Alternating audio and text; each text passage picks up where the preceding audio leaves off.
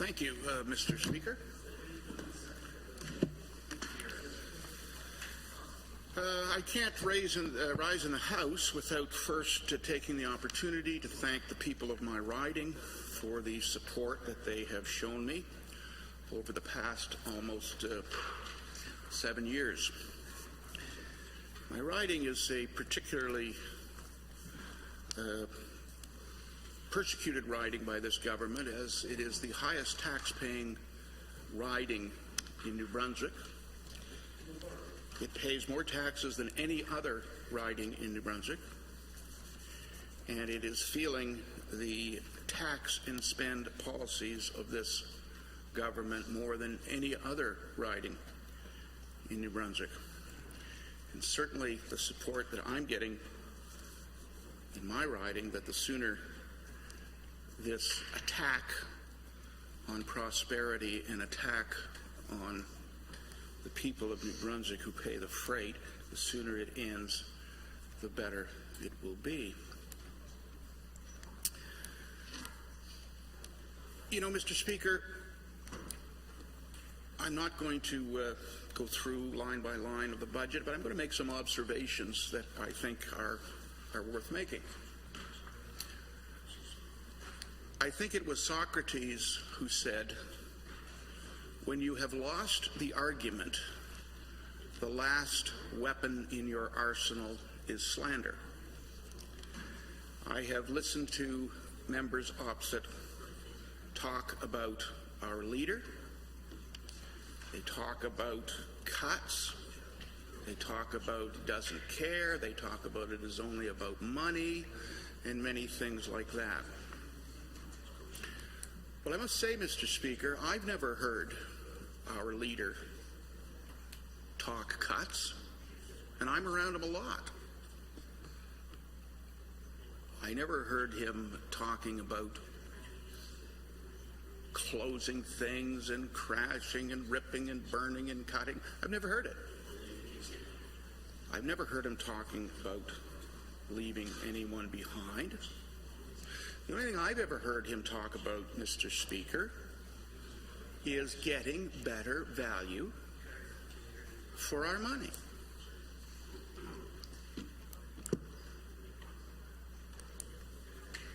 All as I've heard him say is, why are we last in so many categories? With all the money that we're spending, why is it that our results aren't there? So again, when you've lost the argument, the only thing left is to slander your opponent.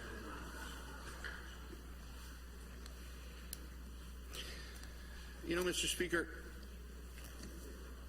the OEDC, the Organization of Economic Developed Countries, have produced several studies that show that politicians in democracies worldwide tend to avoid making tough decisions until it is forced upon them by economic stagnation, collapse of their economy, or some other economic or social disaster.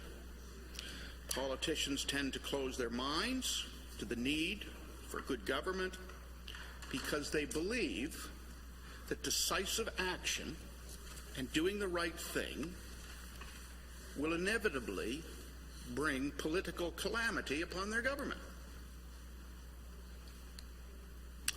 As their economies drift closer to crisis, drift closer to problems, drift closer to unsustainability, which they can't deny, they persuade themselves that action before the next election would give their opponent some political advantage.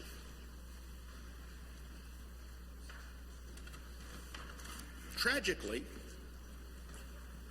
they feel that doing the right thing, although good for the province, is not good for me. They put themselves before the people.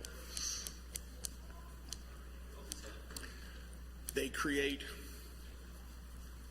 a false crisis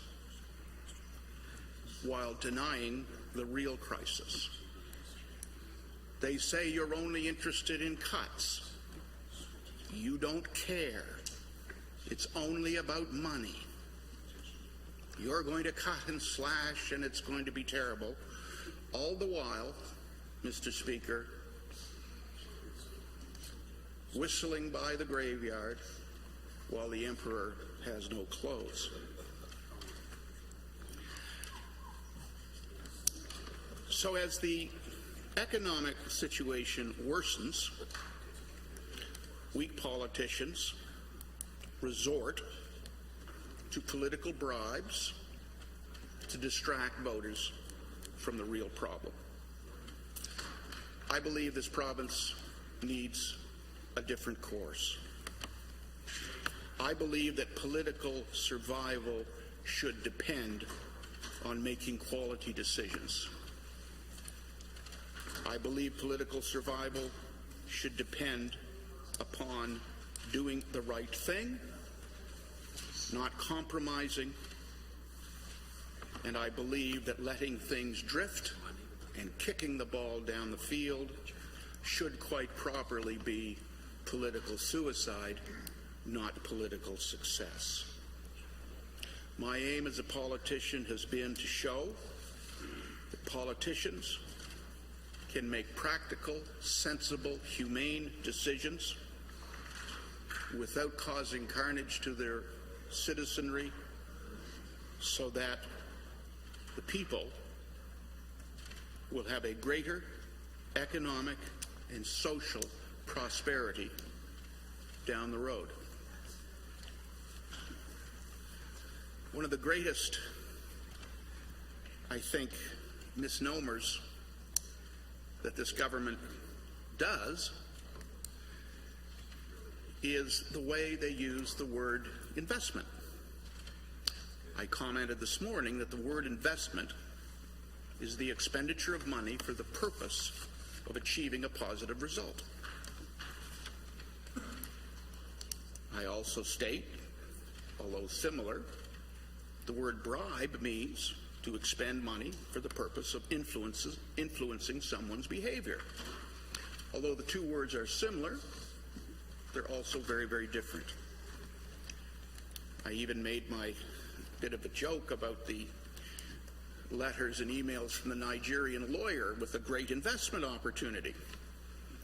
And although that elicited a few chuckles from the other side, I hope none of them ran out and put stop payments on a check. But the fact of the matter is, calling something an investment doesn't make it so. What this province needs is good management.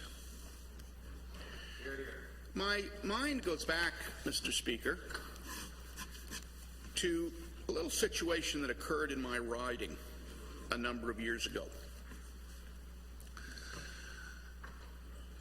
Two restaurants opened around the same time. Neither of them were franchises, they were independent operations.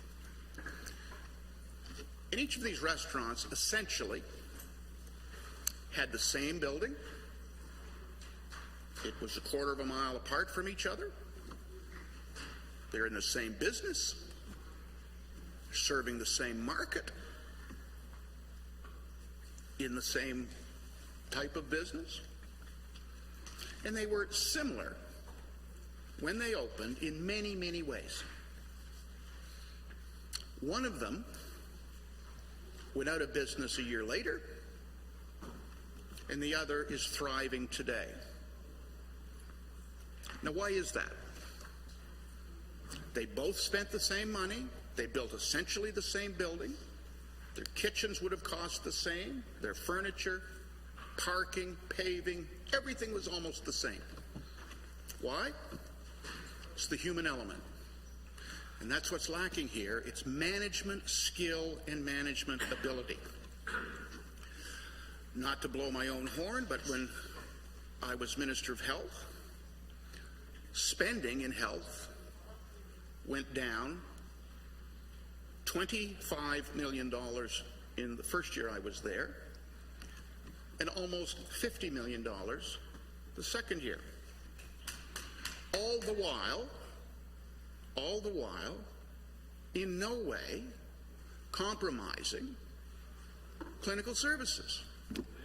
We ran things more efficiently. The oncology unit at the Moncton Hospital, the emergency operating theater at the Dumont, emergency rooms, 3T MRI, CAT scans throughout the province. We did a lot of positive things because we had the money to do it.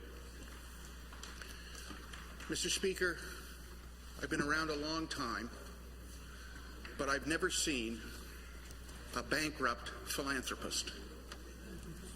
If you don't have a certain level of prosperity, you cannot spread that prosperity. The government often criticizes us. They say you can't cut your way to prosperity. Cut's a word we don't use. They use it. But neither can you tax your way to prosperity, and neither can you spend your way to prosperity. We are not talking about cutting anything. We are talking about having some relationship between the growth of revenue and the growth of government. Government is going to grow. Naturally, people are going to get wage increases, cost of living is going to go up. So no one says that government isn't normally going to grow, but it cannot grow. That growth cannot exceed revenue. And so you have to think smarter. I mean, take, for example, the latest announcement on wait times. What was the government's solution? Spend $25 million and have a study and do this and this. You know how to decrease wait times? Use operating rooms on the weekend. People don't care if they're in the hospital for a knee replacement from a Wednesday to a Wednesday. The operation is on Saturday, they'd rather have it. So why would you not utilize? You don't have to spend $25 million. You just have to work smarter and work more efficiently and work more properly. The government continues and continues and continues to raise taxes. What they don't understand, and I'm going to give them a little lesson in economics here, and they should listen because they actually might learn something. And it's the economic principle known as the Laffer curve. The Laffer curve is a formula put together by noted economist Arthur Laffer. And the Laffer curve is the relationship between taxation on one side and government revenue on the other. Madam Speaker, we could adjourn for them if you'd like. If you can't control them, maybe I'll just sit down.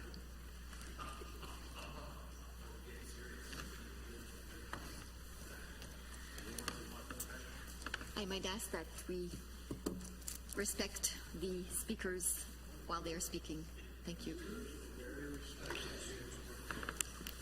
The Laffer curve, Madam Speaker, is the relationship between taxation and revenue. The fallacy of this government is that they believe that that relationship is linear, that you can raise taxes and that revenue will go up. But that's not the case. You raise taxes at a certain level and revenue starts to go down. You can raise the HST to 15% from 13%. Somebody decides he's going to buy a Buick instead of a Mercedes. What happens? Less money on that transaction. You could raise income tax. What happens? That person leaves the province. And you've gone from the lower tax rate to no tax. People turn their heat down. People stop going for drives. People do a number of things. Taxation, as it increases, will inevitably affect people's behavior so that revenue will start to drop with increased taxation as opposed to go up. The government don't see this as reality. They feel that they can simply tax, and the money is going to keep coming in.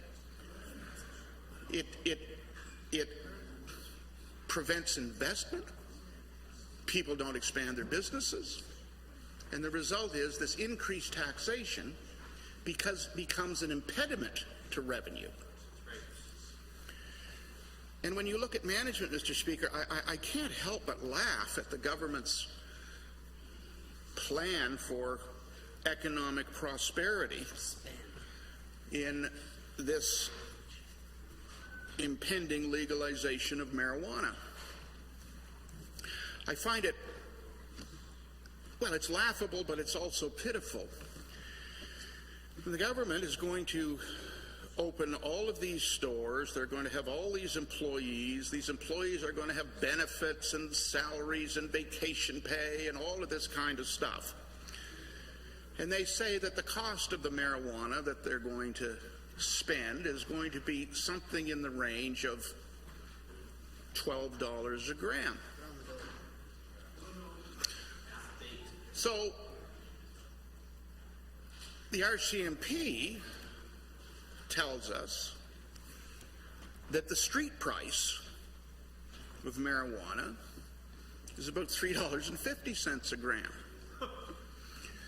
What that tells me very clearly and obviously, something we probably already know, is that organized crime is 3 times as efficient as government. And so to think that all these people are going to suddenly stop buying their legal marijuana from their local supplier at $3.75 a gram and go buy it from the government at $12 a gram plus HST and everything else like that, I can assure you that the local organized crime supplier of marijuana does not get paid vacation. He doesn't work in rented premises. He has pretty low overhead. And the thought that the government is going to make a fortune out of this, I mean, this is laughable. This is a joke. It's a bad joke. It's a sad joke. It's a pitiful joke. That we're going to tie our political future to this. I can see people saying, no, I'm not going to buy my marijuana from my usual guy at $3.75 a gram. I'm going down to the government store and I'm going to pay $12.50 a gram plus HST. I mean, the whole thing, Mr. Speaker, is laughable. So what am I talking about? I'm talking about management. I mean, that is a bad management decision. If the federal government are going to legalize marijuana, then they're going to legalize it. But just because it's legal, what on earth does the government think that they should get into the business for? If somebody wants to open a legal marijuana store and pay his own rent and sell his marijuana at his price and go out of business or be successful, let him. What on earth is government doing in this nonsensical circus? It's just going to be nothing but an absolute sinkhole. But there you have it, Mr. Speaker. And then I read in the budget, we have to spend money to make money. Well, first of all, they didn't even get the quote right. The quote is, it takes money to make money. It's not, you have to spend money to make money. And it reminds me, the first thing I thought of, Mr. Speaker, and I may get myself in trouble with this, but I'm just going verbatim. When I read, you have to spend money to make money, the first thing that came to my mind was an article published in Forbes magazine, February 9th, 2013, and the name of the article was, and I quote, and I'm quoting Forbes magazine here, "You have to spend money to make money and other lies people tell." Now, Mr. Speaker, I know that word, and I'm not accusing anybody of anything. I am quoting from Forbes magazine for the purpose of illustration. I'm ask you to retract that word. Well, I will retract it, Mr. Speaker, and I do it for two reasons. First of all, my personal regard for you and my personal regard for the office that you hold. And I knew that it was close going in, and I didn't mean it disrespectfully, nor was I trying to push you. I was making an illustration that expression is almost universally lampooned by the business community.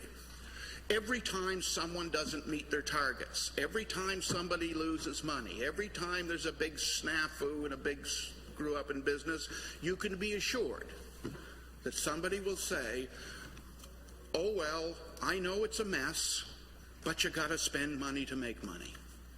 That statement is the mantra of overspending. It is the mantra of excess, and it is the mantra of bad governance.